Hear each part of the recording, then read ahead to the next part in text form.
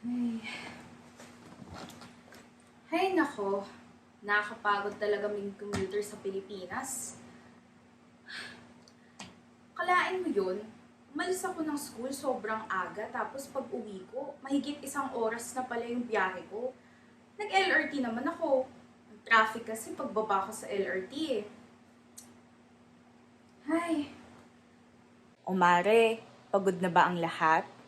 Mare, narinig mo na ba ang latest? Ilang dekada na kung tutusin ang problema ng traffic congestion dito sa Pilipinas, lalo na sa Metro Manila.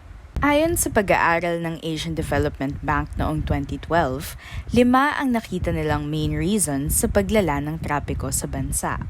Poor quality of road network, poor intermodal integration, weak sector governance and institutional capacity, lack of quality urban transport systems, and limited private investment in transport infrastructure. Hindi talaga kasi maayos public transportation natin, lalo na sa mga urbanized areas. Para solusyonan ang problemang ito, iba't ibang proyekto na ang sinubukan ng mga nagdaang administrasyon. 1980 nang inulunsad ng dating Pangulong Marcos Sr. ang Light Rail Transit Authority upang mabawasan ang gumagamit ng road-based transportation katulad na lamang ng bus at jeep at para mapabilis na rin ang biyahe. 1999 naman ang Metro Rail Transport System o MRT na parang LRT din pero iba lamang ito ng ruta. Noong 2019, sinimulan ng Administrasyong Duterte ang pag-construct sa Metro Manila Subway na plano nang maging under operations ng 2027.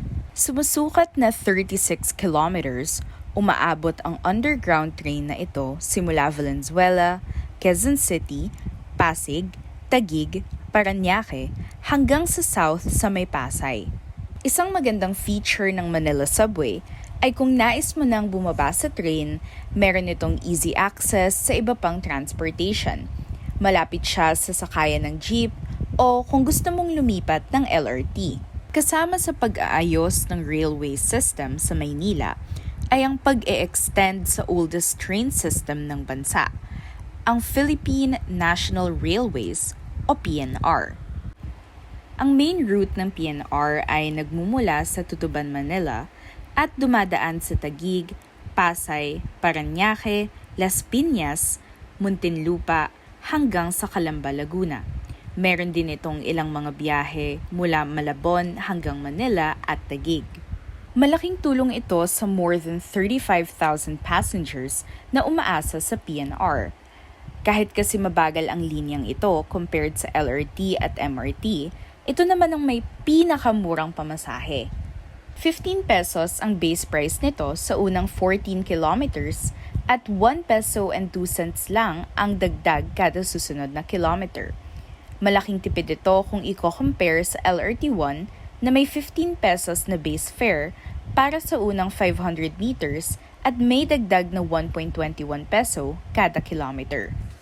Dahil na rin sa kalumaan, madaming naging issues ang PNR over the years. Nandyan ang sira-sirang tracks, mabagal na pag-andar at sobrang congested na mga bagon. Kaya ano naman ang solusyon ng gobyerno? Ayusin ito at dagdagan ang mga stations. Under the North-South Commuter Railway Project ay mag-e-extend na ang PNR mula Albay, Bicol hanggang Clark, Pampanga. Kapag nakumpleto, pwede nang magsakay ng halos 800,000 na pasahero kada araw. Aayusin din ang rail tracks para mas maging mabilis ang biyahe. Ang travel time daw ay makacut in half. So, ang dating mahigit 3 oras na pagkukommute mula Tutuban pa Laguna ay magiging more than 1 hour na lang. sounds too good to be true? Ano nga bang catch sa proyektong ito? By January 2024 ay ihihinto muna ang operations ng PNR para daw mag-give way sa reconstruction at expansion nito. Pero gaano katagal? 5 taon. Magiging malaking problema ito para sa mahigit 35,000 na main mode of transportation ang PNR.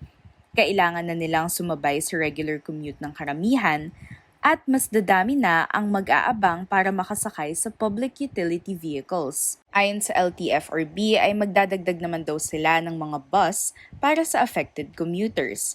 Hindi pa nga lang malinaw kung ilang bus ang magiging allotted para sa kanila.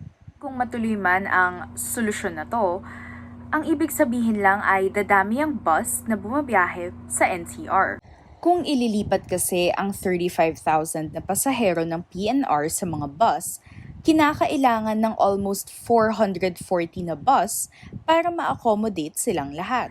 Hay nako, parang hindi na tayo matatapos dito at babalik na naman tayo sa usaping congestion at traffic. Napakalaking problema pa rin ng sistema ng pagkukommute sa bansa dahil na rin sa iba't ibang rason na nabanggit patungkol sa transportasyon. At ang masaklap pa ay kahit anong gawing solusyon ay tila ba parang may mga problema pa rin na nagsasanga-sanga mula rito. Kung hindi mga driver ang namamroblema, mga pasahero naman ang sumasalo ng sakit sa ulo. Pero para sa inyo, paano nga ba to masusolusyonan?